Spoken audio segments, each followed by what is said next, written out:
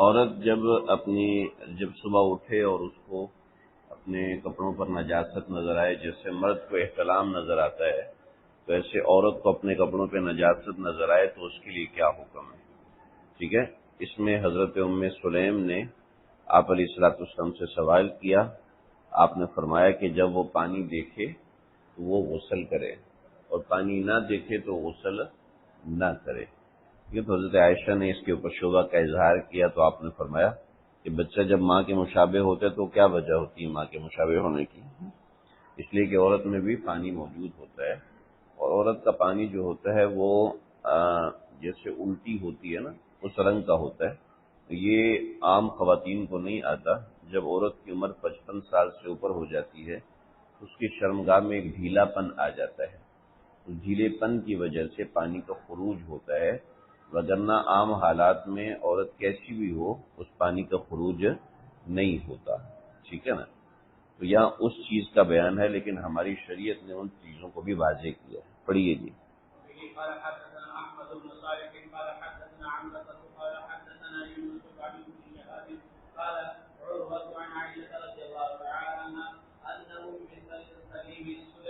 سلیم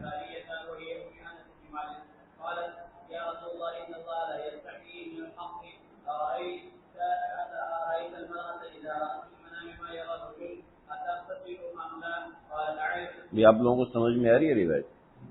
جہاں نہیں سمجھ میں آتی تو بول دینا، ہاتھ اٹھا دینا، وہاں ترجمہ کر دیں گے.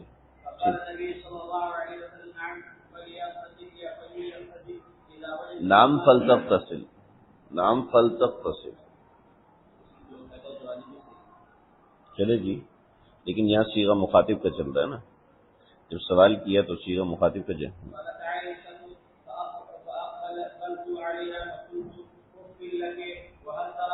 افل لکی وہل ترى ذلك المرأة عجیبۃ، ہل ترى ذلك المرأة عورت بھی تو ایسے دیکھتی ہے. ہاں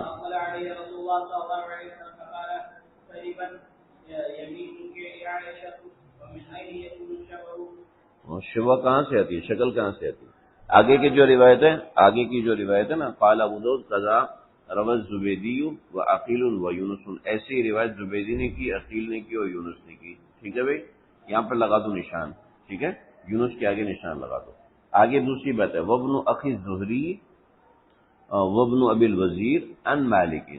ٹھیک ہے، ابن اخی زہری اور ابن الوزیر یہ مالک سے روایت کرتے ہیں، اور مالک عن زہری، زہری سے روایت کرتے ہیں. ٹھیک ہے، دو باتیں ہوگی قال ابو داؤد میں، دو باتیں. تیسری بات ووافق الزہری مصافح الحجبی، جو زہری ہے وہ ایک مشہور محدث ہیں، مصافح الحجبی، جو زہری اس سے بھی موافقت کر رہے ہیں. ٹھیک ہے، قال عن عروہ عن عائشہ تھا، اور وہ جو مصافح حجبی وہ کہتے ہیں عن عروہ عن عائشہ تھا، اور زہری نے اس سے بھی موافقت کی ہے. ٹھیک ہے، واما ہشام ابن عروہ، اور ہشام ابن عروہ جو ہے وہ کہتے ہیں فقال عن عروہ عن زینب بنت ابی سلمہ عن ام سلمہ، وہ ام سلمہ کی روایت کرتے ہیں. ٹھیک ہے، یعنی اس روایت میں حضرت عائشہ نہیں ہے بلکہ ام سلیم کے ساتھ ام سلمہ ہیں. ٹھیک ہے، ان ام سلیم جاءت الى رسول اللہ صلی اللہ علیہ وسلم هكذا الحدیث. ٹھیک ہے، تو یہ قال ابو داؤد میں پہلی بات یہ ہے کہ روایات کی نقل ہے، اور اس کے بعد پھر آگے زہری کی موافقت ہے اور زہری کی ایک اور سند کا بیان ہے. ٹھیک ہے جی، چلے جی. آپ کے اگر امتحان میں آتا ہے تو آپ سب سے پہلے سند کو دیکھیں گے. قال ابو داؤد میں ہمیشہ جو بات کی ہوگی وہ سند کی بات کی ہوگی کہ اس سند سے یہ بات ہے اور اس سند سے یہ بات ہے. بھلے سے کتنا لمبا قال ابو داؤد آیا آپ کے امتحان میں، آپ نے صرف سند دیکھ کے اس کی بات لکھنے، کچھ یاد کرنے کی ضرورت ہی نہیں. سمجھ رہے؟ ہاں آپ نے کوئی سبق میں سنی ہوئی کوئی بات، بطور مثال آپ نے بخاری میں وہ بات سنی ہے، ٹھیک ہے، آپ کا امتحان ترمذی کا آ گیا اور ترمذی میں وہ بات ہے تو آپ اس میں بخاری کی وضاحت کریں، بخاری نے یہ بات کی، فلاں میں یہ بات کی، فلاں میں یہ بات کی ہے. سمجھ رہے بھائی؟ تو قال ابو داؤد میں کوئی ایسی بات آتی ہے تو آپ وہاں پہ لکھ سکتے ہیں بہقی کی یہ بات ہے، بخاری کی یہ بات ہے، ترمذی میں یہ بات ہے. سمجھ رہے؟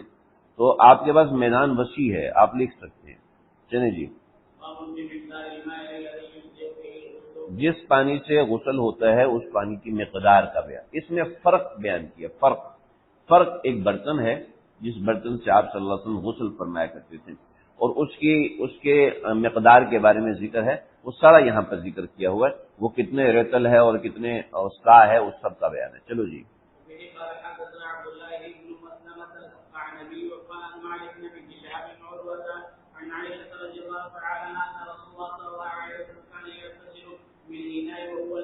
من انائن، ایک برتن سے غسل کرتے تھے، اس برتن کا نام ہے فرق۔ آپ سیدھے ہو کے بیٹھ جاؤ نا یار، آپ نوابوں کی طرح کیوں بیٹھے ہوئے، طالب علم کی طرح بیٹھے ہو، جیسے یہ طالب علم کی طرح بیٹھا ہو۔ ہاں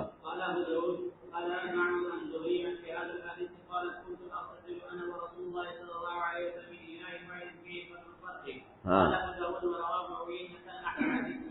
ہاں سمیت احمد بن حنبل، آپ احمد بن حنبل پڑھ رہے ہو، احمد بن حنبل۔ کوئی نہیں، اصل میں یہ پڑھ رہے ہیں نا تو تمام راوی اس کی زبان پہ چڑھ گئے ہیں، ٹھیک ہے؟ آپ نہیں پڑھ رہے، یہ نہیں پڑھ رہے نا، آپ بھی نہیں پڑھ رہے تو آپ کی راوی زبان پہ آپ کی نہیں چڑھیں گے، سمجھ رہے ہو؟ تو ہم آگے چل کے انہیں سے کام لیں گے، اور آپ بھی پڑھ لیا کرو بھائی، ایک دن آپ نے پڑھا۔ ہاں میں تو یہ کہہ رہا ہوں ابو داؤد جو ہے آپ پڑھیں گے اور آپ پڑھیں گے، ٹھیک ہے؟ اور آگے آپ کی مرضی، کیونکہ نا حضرات نے کوشش ہی نہیں کی، ایک دن کوشش کی اس کے بعد چھوڑ دیا، تو ظاہر بات اب نئے روات تو نہیں آ رہے، پرانے سارے روات آ رہے ہیں، تو زبان پہ تو نہیں چڑھیں گے نا۔ چلو جی۔ امام احمد بن حنبل نے جو بات فرمائی نا، وہ کہتے ہیں ستۃ عشرہ رتلن، یہ جو ہے وہ 16 رتل کا ہوتا ہے، ٹھیک ہے؟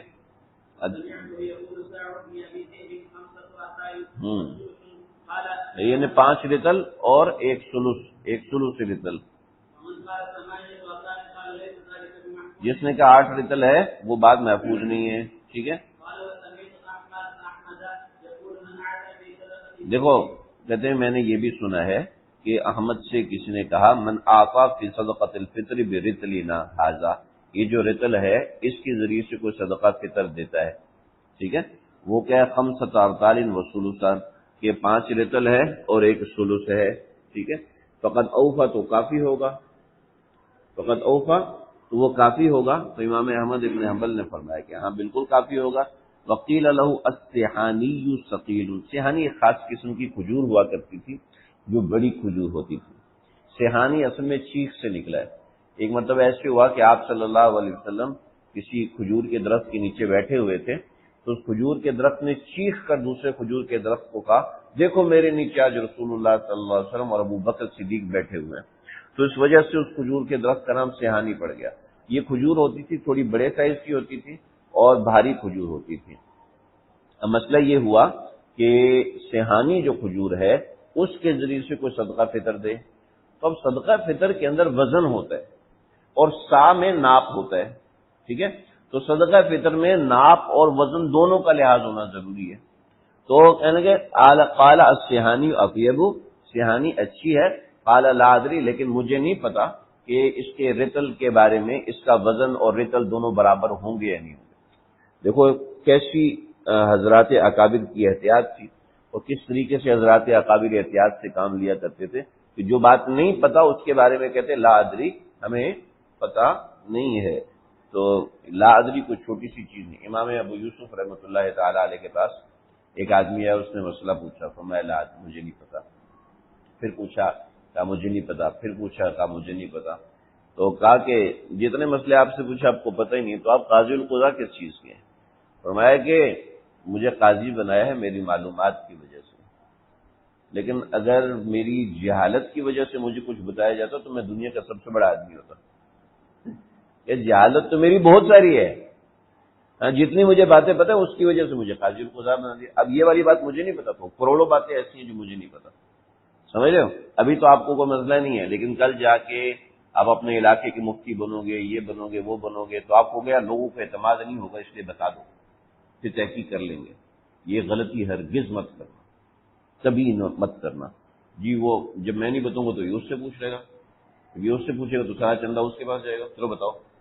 نہیں، یہ غلط حرکت کبھی بھی مت کرنا۔ اتنے بڑے آئمہ لادری کہنے میں ان کو کوئی شرم نہیں، لادری ہی تو ان کو بناتی ہے کہ جب آپ ہو گیا مجھے پتہ نہیں، پھر آپ کو شرم آئے گی یار مجھے پتہ نہیں ہے، پھر آپ اس پہ محنت کرو گے۔ کوشش کرو گے بہت سی چیزیں. چلو جی، غسل من الجنابت کے بارے میں یہ روایات ہیں اور کافی ساری روایات ہیں. ٹھیک ہے، غسل من الجنابت کے بارے میں روایات ہیں. دیکھو غسل من الجنابت کے حوالے سے 3 اختلاف ہیں. یہ ساری روایت کا خلاصہ بتا رہا ہوں. بعض روایت میں ہے کہ آپ پہلے وضو کیا کرتے تھے، بعض روایت کے مطابق وضو نہیں کرتے تھے. ٹھیک ہے، بعض روایت کے مطابق آپ وضو کرتے تھے لیکن مکمل وضو فرماتے تھے. ٹھیک ہے، دوسرا اختلاف اس میں ہے کہ آپ وضو تو کرتے تھے لیکن غسل رجلین بعد میں کرتے تھے، پاؤں بعد میں دھوتے تھے. اور بعض روایت کے مطابق آپ مسح کرتے تھے وضو کے درمیان، بعض روایت کے مطابق مسح نہیں کیا کرتے تھے. ساری بات ان روایات میں. اگر کوئی بات سمجھ میں نہیں آتی تو پوچھ لینا بھائی. چلو جی،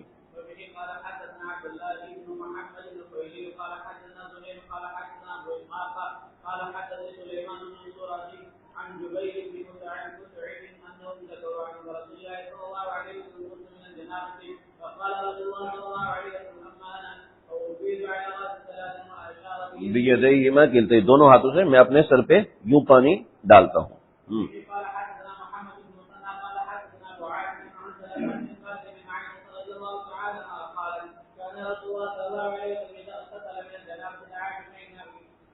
نحو الحلاب کے بارے میں آپ تفصیل بخاری میں پڑھو گے، وہ بڑی زبردست تفصیل ہے.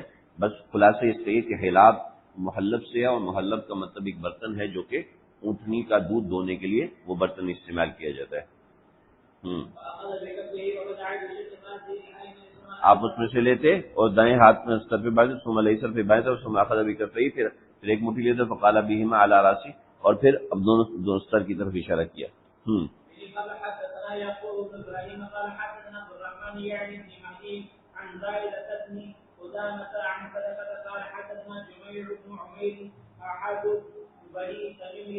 بنی تیم اللہ ابن ثعلبہ، یہ جمع ابن عمیر کی وضاحت کریں کہ یہ جمع ابن عبید یہ کون ہے. یہ کہتے ہیں یہ بنی تیم اللہ بن ثعلبہ کے لوگوں میں سے ایک بندہ ہے، یعنی یہ بتا رہے ہیں کہ کوئی وہ مجہول آدمی نہیں ہے.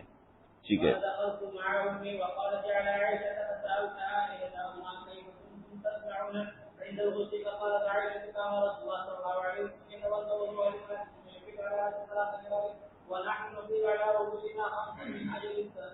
من اجل الظفری، کیا مطلب من اجل الظفری ہے؟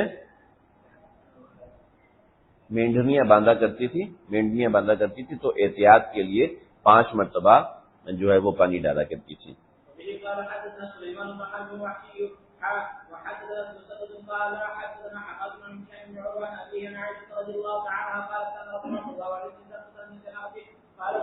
اب اس کی وضاحت کریں. سلیمان تحویل آ گئی نا، تو کہ سلیمان کی جو روایت ہے یبدا فیفرغ بیمینہ وقال مسدد، اور جو مسدد کی روایت ہے اس میں غسل یدیہ ویصب الاناء علی یدیہ الیمنی. دیکھا میں نے اوپر بتایا نا کہ روایت میں اختلاف ہے، یہ اسی اختلاف کی طرف اشارہ ہے. ثم اتفقا، پہ دونوں ایک روایت پہ متفق ہو گئے.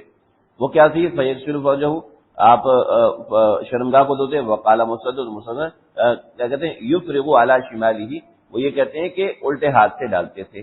ٹھیک ہے، اور وربما کنت عن الفرج، اور جو حضرت عائشہ کی روایت ہے وہ کبھی روایت میں فرج کا لفظ استعمال کرتی ہیں اور کبھی فرج سے کنایا استعمال کرتی ہیں، یعنی جسم کو دھوتے یہ لفظ استعمال کر لیتی ہیں. چلو جی،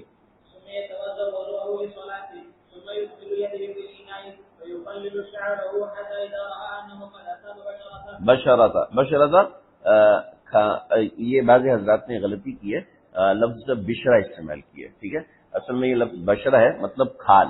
ٹھیک ہے، اور بشرا مراد بول کر انہوں نے شرمگاہ مراد لی. یہ سبق کہاں پر ہے؟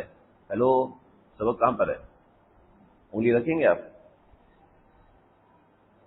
آپ سے کہہ رہا ہوں، سبق کہاں پہ ہو رہا ہے؟ انگلی رکھو، انگلی. چلو جی، انقا بشرتا، کھال کو رگڑتے تھے، ملتے تھے. ٹھیک ہے، صحیح. جو پانی بچ جاتا اس کو اپنے اوپر ڈالے. بھئی اگر آپ دھیان سے پڑھو گے نا تو آپ کو فائدہ ہوگا، دھیان سے نہیں پڑھو گے یقین کرو صرف آپ کا نقصان ہے، میرا کوئی نقصان نہیں. آپ کا نقصان ہے. توجہ سے پڑھو گے، حدیث کو دیکھ لو گے تو نمبر ایک تو شرف بھی حاصل ہوگا حدیث پڑھنے کا اور اس کی برکات بھی حاصل ہوگی. اگر یہ ہوگا جی عبادت ہی گزارنی ہے تو یہ مزے کی بات نہیں ہے. چلو جی. قال حدثنا عمرو بن علي الباهلي حدثنا محمد بن ابي عدي حدثنا سعيد بن معشر عن نبعي عن الاسود عن عائشه رضي الله تعالى عنها قالت كان رسول الله صلى الله عليه وسلم اراد ان يغتسل من جنابته فذا بكفه فغسلهما ثم غسل مرافقه. دیکھو یہاں پر وضو کا ذکر نہیں آیا. ٹھیک ہے, یہاں وضو کا ذکر نہیں آیا بلکہ ڈائریکٹ استنجے کا ذکر آیا. ٹھیک ہے. غسل مرافقہ مطلب مرافقہ کا مطلب جسم کو دھوتے, لیکن مراد اس سے کنائے یعنی استنجا کرتے تھے.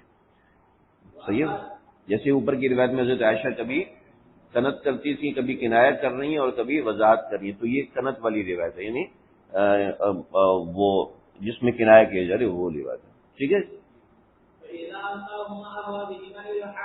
فیضا انقاہما سے کیا مراد ہے آپ بتاؤ؟ فیضا انقاہما سے کیا مراد ہے؟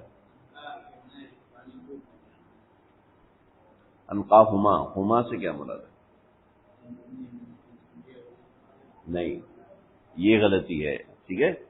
فیضا انقاہما کا مطلب ہے جب دونوں ہاتھ دھو لیتے, یہ غسل یدین سے. صحیح ہے. بہت سے حضرات سے یہ غلطی ہوئی, میں بھی اس کو یہی سمجھ رہا تھا, لیکن بدل میں دیکھا غسل یدین مراد ہے. سمجھ رہے؟ یعنی افاض علیہ الماء کا مطلب شرمگاہ تک پانی پہنچا دیا. فیضا انقاہما نہیں, غسل مرافقہ سے استنجا ختم ہو گیا, اور افاض علیہ الماء اور پھر ہاتھوں کو پانی سے دھوتے. فیضا انقاہما پھر ہاتھوں کو صاف مل لیتے. ٹھیک ہے. احوا بہما الی حائط کہ دونوں کو اپنی دیوار سے رگڑتے تھے. ٹھیک ہے. پھر آگے اس روایت کی تفصیل بھی ہے. چلو جی.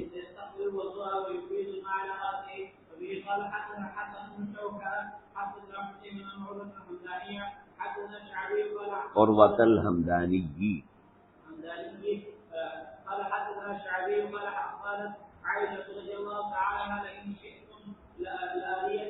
لَأُرِيَنَّكُمْ أَثَرَ يَدِ رَسُولِ اللَّهِ صلی اللہ علیہ وسلم فِي الْحَيْضِ حَيْثُ كَانَ يَغْتَسِلُ مِنَ الْجَنَابَةِ, میں آپ کو اس دیوار پہ آپ صلی اللہ علیہ وسلم کے ہاتھ کی نشان بھی دکھا سکتی ہوں. چلو جی.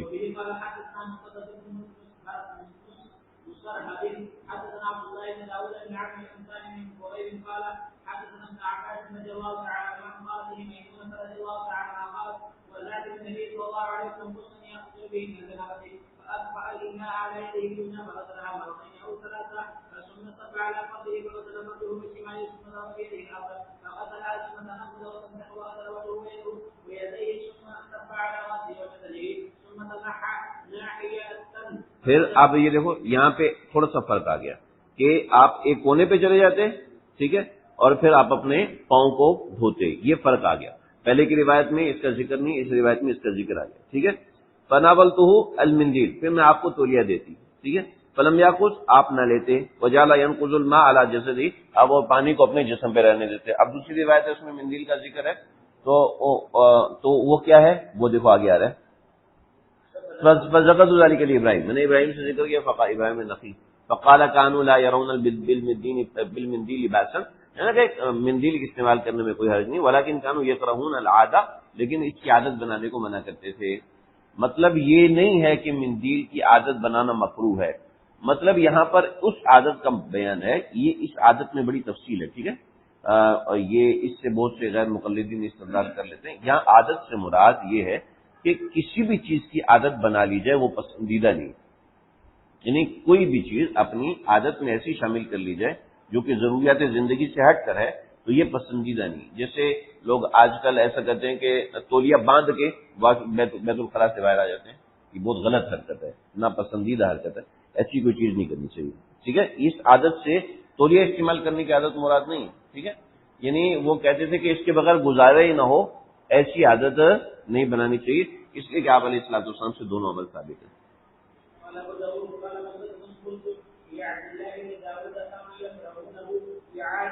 ہاں چلیے یہ تو ایسے ہی ہے, لیکن میں نے اپنی کتاب میں ایسے ہی پایا ہے. اصل میں عادت کا وہ معنی ہے. ٹھیک ہے بھائی. چلو جی.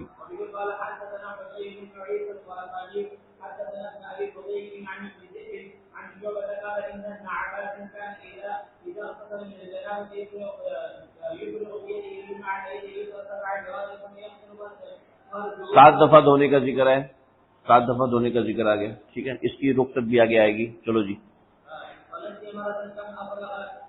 وہ کہہ رہے ہیں کہ حضرت عبداللہ بن عباس جو ہے وہ نہا رہے تھے، ٹھیک ہے.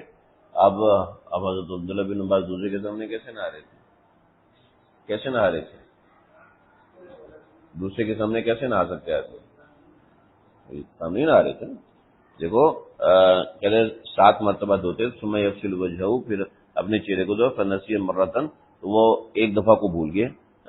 کم افرغا کی کتنی مرتبہ دھویا، فسألنی، تو پھر مجھ سے سوال کیا، کم افرغت، ارے میں نے کتنی دفعہ دھویا ہے، میں نے کتنی دفعہ پانی میں، تو قلت لا ادری، تو شعبہ کہتے ہیں مجھے نہیں پتا. تو فقال لا لک، اور تیری ماں مر جائے، ما یمنعک ان تدری، تجھے کس نے کہا نہ گن؟ اب انہوں نے کہا میں کیوں گنوں بھائی؟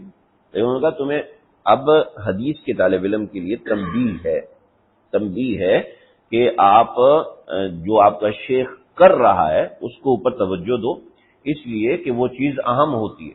اب سیکھنے سکھانے میں یہ چیز بڑی اہم ہوتی ہے، سمجھ رہے ہو بھائی؟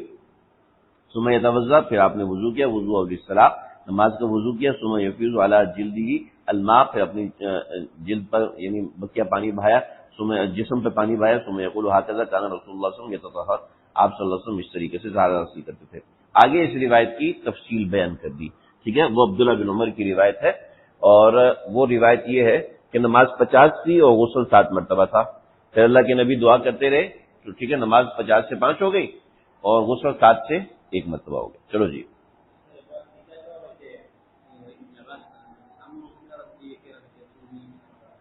ہاں تو دھوتی پہن کے کر رہے ہوں گے نا بھائی،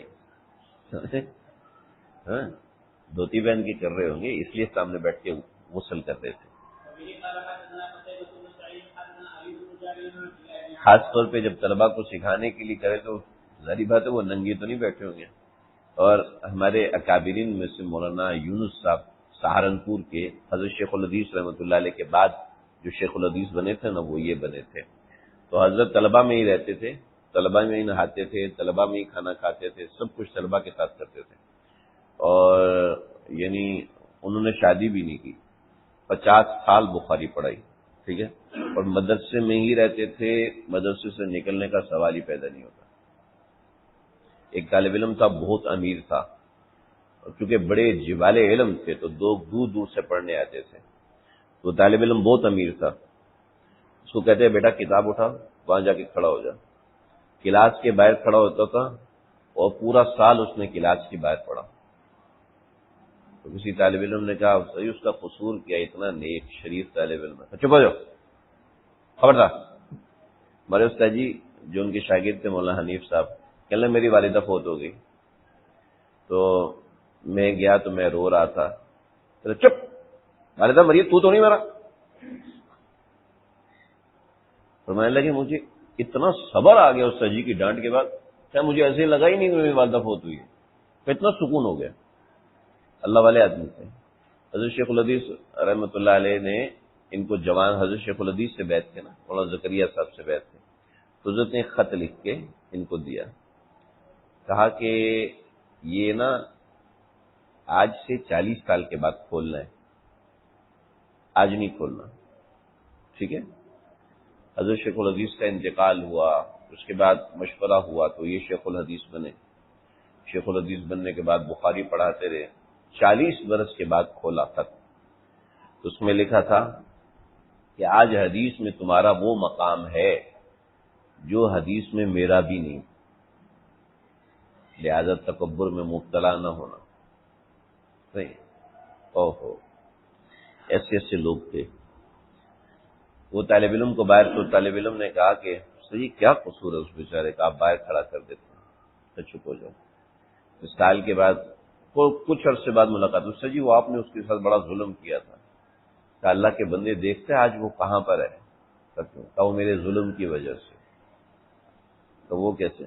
کہ ظالم کے ماں باپ نے اس کو اتنی سہولتیں دی ہیں، کوئی مشقت ہی نہیں اٹھائی، تو کم از کم باہر کھڑے ہونے کی مشقت اٹھا لی اس نے، اللہ نے اس کو قبول کر لیا.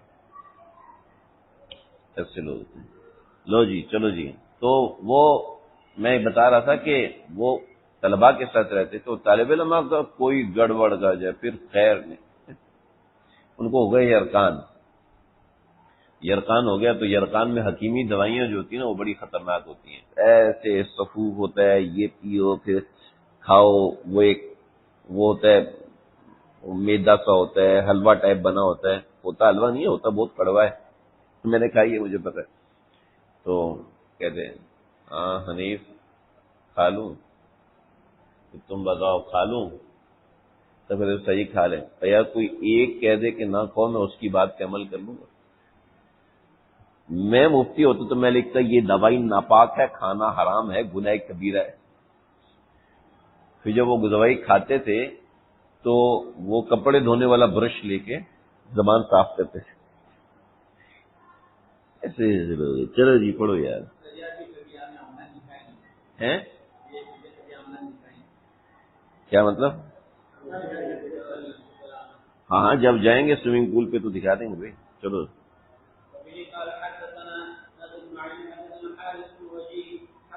کہاں پڑھ رہے ہو؟ کہاں اوپر پڑھو یار، اوپر کی روایت چھوڑ دیے۔ حدثنا قتيبة بن سعيد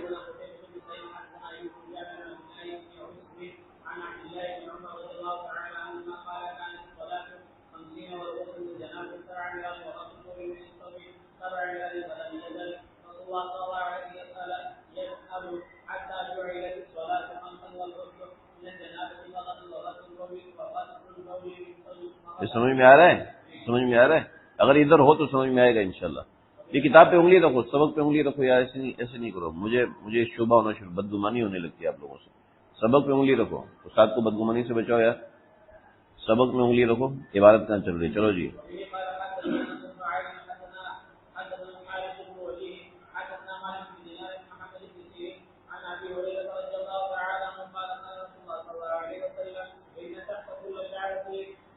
ان تحت کل شعرۃ جنابۃ، ہر بال کے نیچے جنابت ہوتی ہے، فغسلوا الشعر، اور بالوں کو دھویا کرو، اور ونقوا البشرہ، اور ایسے ونقوا البشرہ وانقوا البشرہ، اور یعنی بالوں کے نیچے جو کھال ہوتی ہے اس کو صحیح سے رگڑ لیا کرو۔ قال ابو داؤد الحارث بن وجیح حدیث منکر وهو ضعیف، بل ہم اسی بحث نہیں کریں، چلیں جی آگے چلیں۔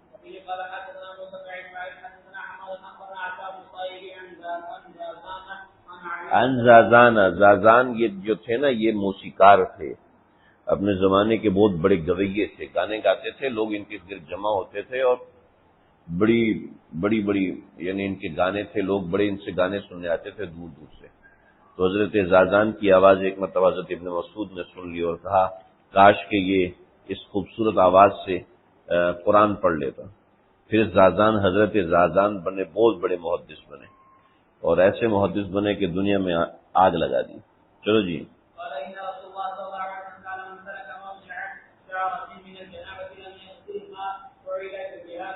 فَإِذَا بِهَا قَضَى وَقَضَى مِنَ النَّارِ، کسی نے اتنا حصہ بھی چھوڑ دیا تو اس کے لیے جہنم کی آگ میں یہ ہوگا، یعنی ایسا مطلب یہ عذاب۔ قال علی فمن، حضرت علی نے کہا فمن ثم عادیت راسی، اس کے بعد میں اپنے سر کا دشمن ہو گیا، فمن ثم عادیت راسی، فمن ثم عادیت راسی، وکان یجوز شعرہ، اپنے سر کو حلق رکھتے تھے، بالوں کو کاٹ کے رکھتے تھے، اس کا پھروا کے رکھتے تھے۔ چلو جی۔ فی الوضو نہیں، وضو مسئلہ اجماعی ہے، وضو کے بعد غسل مستحب نہیں ہے، ٹھیک ہے جی۔ چلو جی۔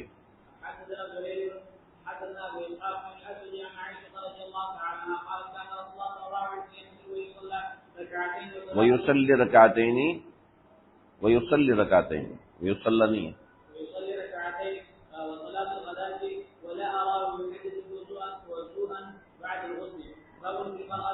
کان رسول اللہ صلی اللہ علیہ وسلم یغتسل، آپ غسل فرماتے، ویصلی رکعتین، 2 رکعت پڑھتے، وصلاۃ الغداۃ، اور صبح کی نماز پڑھتے، ولا اراہ یحدث وضوءا بعد الغسل، اور میں نے نہیں دیکھا کہ آپ نے وضو کیا ہو غسل کے بعد۔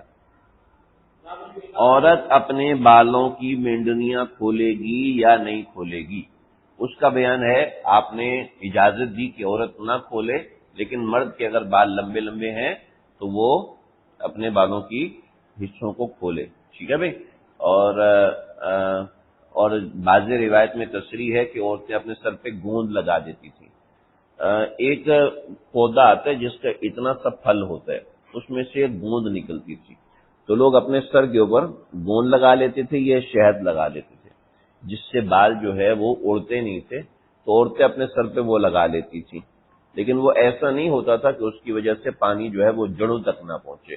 تو آپ نے فرمایا کہ بھئی پانی اس کے اوپر ڈالو تو اس کو یوں مل لیا کرو تاکہ پانی جڑوں تک پہنچ جائے، مینڈنیاں کھولنا ضروری نہیں ہے، یہ پورے باب کا خلاصہ ہے۔ چلو جی۔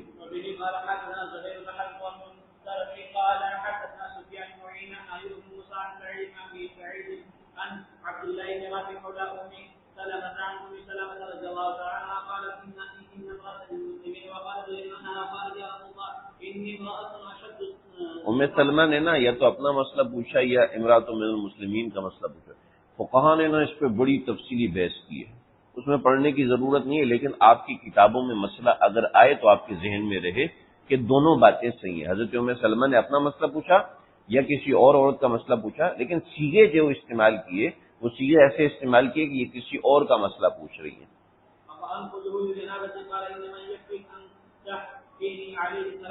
امراۃ اشد ظفر راسی، ایک عورت ہے، انی امراۃ میں ایسی عورت ہوں، اشد ظفر راسی، میں اپنے بالوں کی مینڈنیاں باندھتی ہوں بڑے زوردار طریقے سے، ٹھیک ہے۔ تو آپ نے فرمایا افانقذہ للجنابہ، کیا میں جنابت کی اس کو کھولوں گی؟ قال انما یکفیکی ان تخفی علیہ ثلاثا، کہ آپ 3 لب بہا دو، یہ آپ کے لیے کافی ہے، ٹھیک ہے بھائی۔ اور زہیر کے جو الفاظ ہے وہ یہ ہے کہ تحتی علیہ 3 حثیات، کہ 3 چلو اس کے اوپر پانی کے بھر کے ڈال دو، ممائن پانی کے،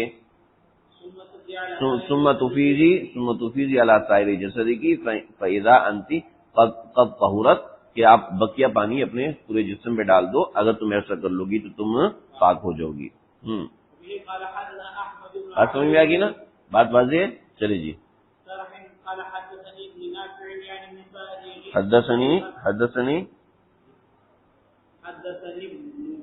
حدثنی ابن نافع، چلو ملا کے پڑھ لو۔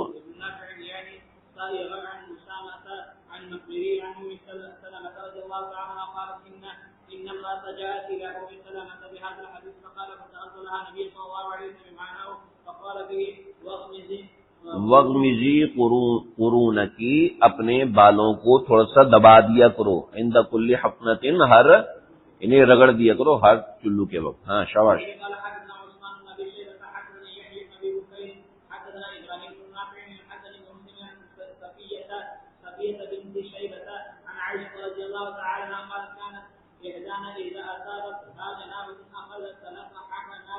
حفنات سمجھ میں آ گیا؟ حفنات سمجھ میں آ گیا نا؟ چلو جی۔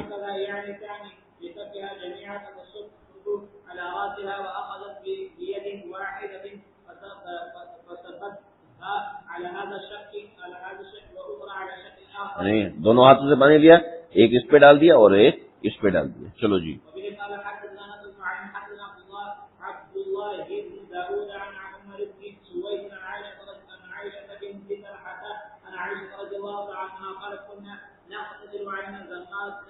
زماد اس گوند کو کہتے ہیں، ٹھیک ہے، زماد اس گوند جس کے میں زماد گوند۔ محلات و محرمات، ہم آپ صلی اللہ علیہ وسلم کے ساتھ ہوتی تھیں تو کبھی محلات ہوتی تھی یعنی احرام کے بغیر ہوتی تھی، اور کبھی حالت احرام میں بھی ہوتی تھی۔ ہاں ہاں، تم بھی پڑھ سکتے ہیں۔ نحنو کے لیے اس کے لیے خبر بن سکتے ہیں، نحنو محلات نحنو محرمات، ٹھیک ہے۔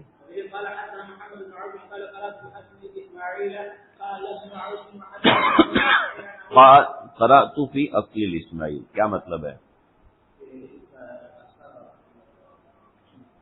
ایک نئی بات ہے، میں نے سوچا تھا آپ لوگوں کو یہاں پہ پکڑوں گا اور پکڑے گئے آپ لوگ۔ جو چیز سمجھ میں نہیں آتی تو پوچھو نا میرا بھائی۔ اصلی اسماعیل کا مطلب یہ ہے کہ یہ بات اسماعیل کی کتاب میں ہے، یہ بات اسماعیل کی کتاب میں ہے، یہ بات دراصل اسماعیل سے نہیں پڑھی ہوئی بلکہ اسماعیل کے بیٹے سے پڑھی ہے، اور وہ اصل اسماعیل، اور اسماعیل سے میرا سما تو ہے نہیں، آپ کا امام بخاری سے اسما ہے، لیکن آپ اصل بخاری سے پڑھ رہے ہیں، تو اس کا مطلب ہے یہ بات درست ہے. ٹھیک ہے بھائی. قال ابن عوف حدثنا محمد بن اسماعيل عن ابيه حدثني زمزم بن زرعة عن شريح بن عبيد قال افتاني جبير بن نبيل عن الحسن بجنابه ان ثوبان حدثهم انهم استفتوا النبي صلى الله عليه وسلم عن ذلك استفتوا النبي قال عن ذلك فقال اما الرجل فلينصر رأسه فليغسله حتى يبلغ اصول الشعر واما المرأة فلا عليه الا تنقضه بالرفق على راسها 3 عرفات بكفها. دیکھ رہے سمجھ میں آ گیا نا، مردوں کے لیے کھولنا ضروری ہے، عورتوں کے لیے کھولنا ضروری نہیں ہے. ٹھیک ہے. سر کو ختمی سے دھونا، ختمی مطلب خوشبودار گھاس ہوتی تھی، آج کے مطلب میں آج کے زمانے میں صابن. ٹھیک ہے. اس میں بتایا گیا ہے کہ آپ صلی اللہ علیہ وسلم ختمی سے دھو لیتے تھے، اس کے اوپر پانی نہیں بہاتے تھے. ظاہر بات ہے ختمی سے دھونا یعنی صابن اگر آپ جسم پہ رگڑ رہے ہیں، ظاہر بات ہے وہ گیلا ہوگا تو تبھی رگڑا جائے گا نا، تو وہ بھی سیل ماء کے حکم میں آتا ہے. چلو جی. آپ لوگ نے شاید نہیں دیکھا، ہم نے دیکھا ہے پہلے زمانے میں نا خواتین ایسے کرتی تھی، توری گیا توریاں یہ سوکھ جاتی تھی. ٹھیک ہے. گیا توری سوکھ جاتی تھی تو اس کو پانی میں ڈبو کے اس سے جسم رگڑتے تھے. ٹھیک ہے. یہ بالکل ایسے جیسے فوم کے اندر پانی لیا اور اس سے اپنے اوپر یوں کرنا شروع کر دیا تو اس سے پانی نکلتا رہتا ہے، الگ سے پانی ڈالنے کی ضرورت نہیں ہوتی. ختمی میں بھی ایسے ہی ہوتا تھا. چلو جی.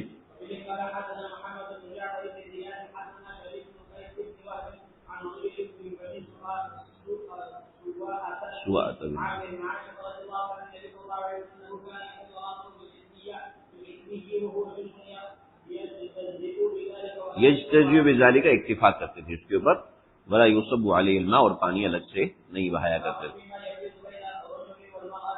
عورت اور مرد کے درمیان مجامعات کے وقت جو پانی آتا ہے اس پانی کے بارے میں بات ہو رہی ہے کہ وہ جو پانی آتا ہے تو اس پانی کا یعنی اس سے مراد مزی ہے. بعض حضرات نے اس سے مراد منی لی ہے، یعنی اگر وہ منی کپڑے کے اوپر لگ جائے تو کیا کریں؟ پورا کپڑا دھوئیں؟ نہیں، بس اتنا ہی حصہ دھو لیا جائے، بس یہ بات ہے. چلیں.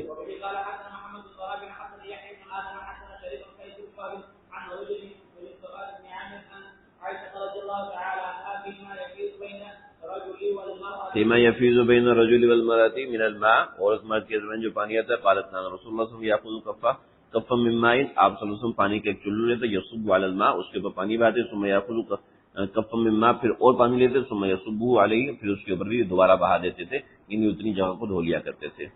چلو جی. اور حائضہ کے ساتھ کے معاملات ہیں.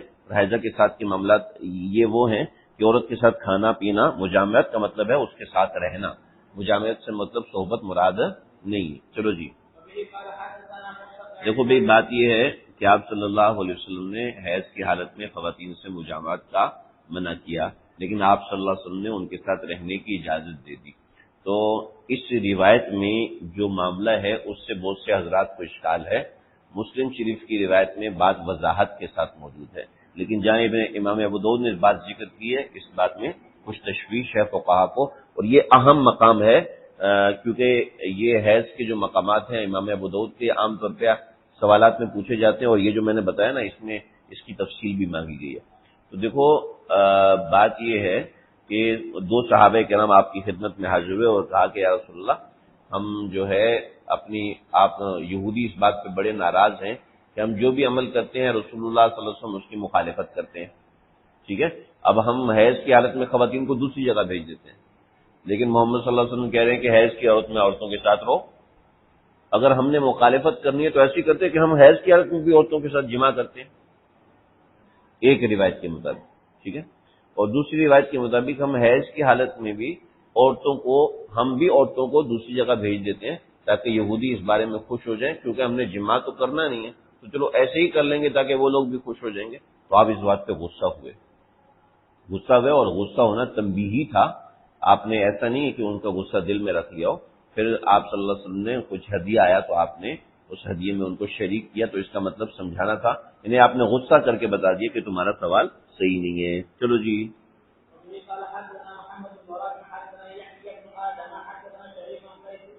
کہاں سے پڑھ رہے ہو؟ نیچے والی روایت.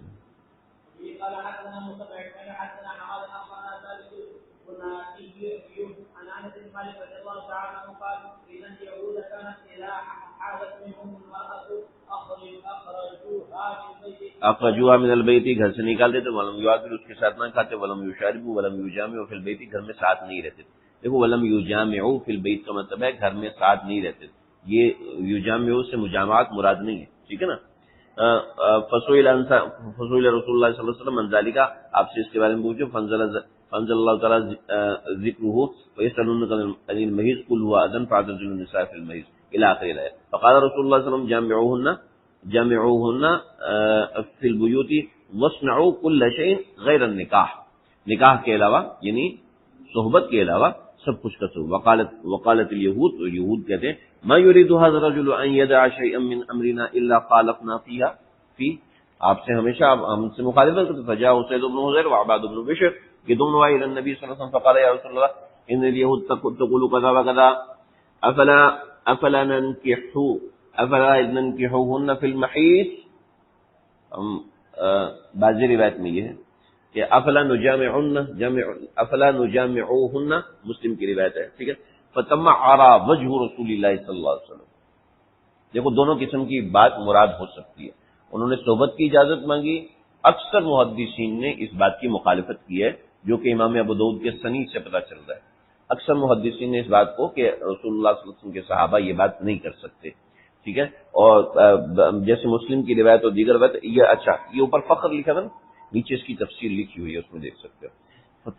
فتمعر وجه رسول اللہ صلی اللہ علیہ وسلم حتى ظننا ان قد وجد علیہما، ان دونوں پہ غصہ ہے. فخرجا فاستقبلتهما ہدیۃ من لبن، آپ کے لیے دودھ کا ہدیہ لے کے آئے الى رسول اللہ. فبعث فی آثارہما، پھر واپس آئے، یعنی جیسے کہ ویسے ہی واپس آئے. فسقاہما، آپ نے ان دونوں کو دودھ پلایا. وظننا، اور حتیٰ کہ ہمارا گمان یہ ہو گیا کہ انہ لم یجد علیہما، یعنی آپ کا جو غصہ تھا ان کے اوپر ختم ہو گیا.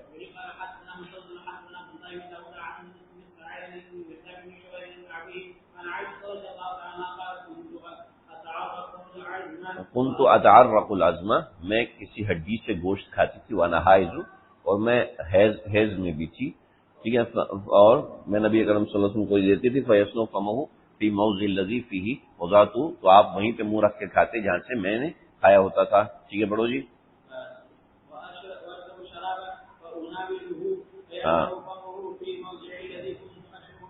ہاں سمجھ میں آ گیا بھائی.